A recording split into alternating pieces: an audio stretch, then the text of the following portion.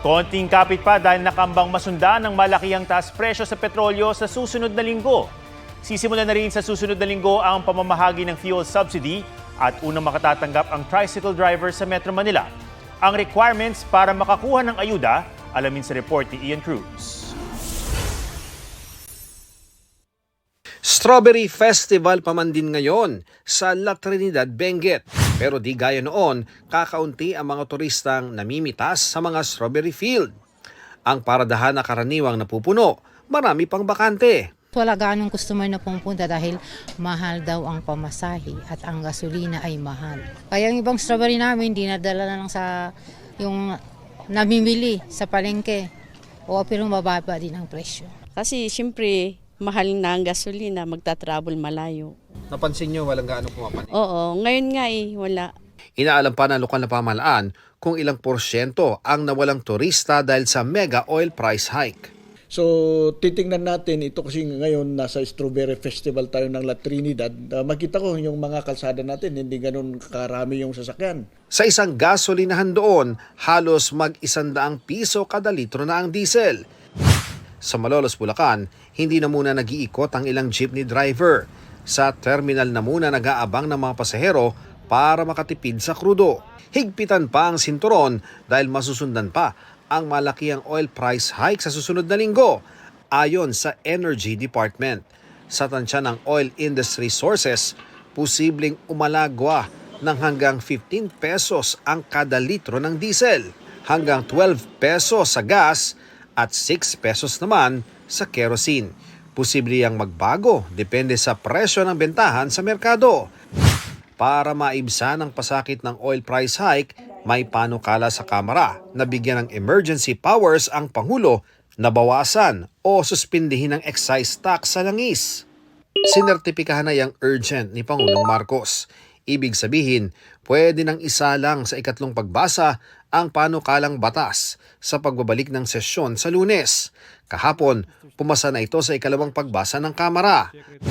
May subsidiya rin ng gobyerno para sa mga nasa transport sector na sisimulang ipamahagi sa susunod na linggo. Sisimulan sa Martes ang pamamahagi ng 5,000 pisong ayuda mula sa DSWD sa 139,000 na kwalipikadong tricycle driver sa Metro Manila. Kukunin ng DSWD sa mga lokal na pamahalaan ang listahan ng mga bibigyang tsuper. Saka beberipikahin mula ngayon hanggang Lunes. As long na nagde-drive sila at they are recognized tricycle drivers, sila po ay kasama sa listahan as verified, assessed, and endorsed po ng ating pong lokal na pamahalaan. Ang tsuper kailangan lang magpresenta ng valid driver's license. Okay na yun kaysa wala naman. Tulong na rin po yun. Baon po ng anak namin, pang kain din namin, pang bili ng pangailangan sa bahay. Panggas din namin po yung iba. Kung sa tutusin po parang tapos po yung 5,000 pero kung yun lang po ang kaya, wala tayong magagawa. Tatanggapin na lang po. Pinag-aaralan pa kung paano ipapamahagi ang ayuda sa ibang mga LGU sa buong bansa.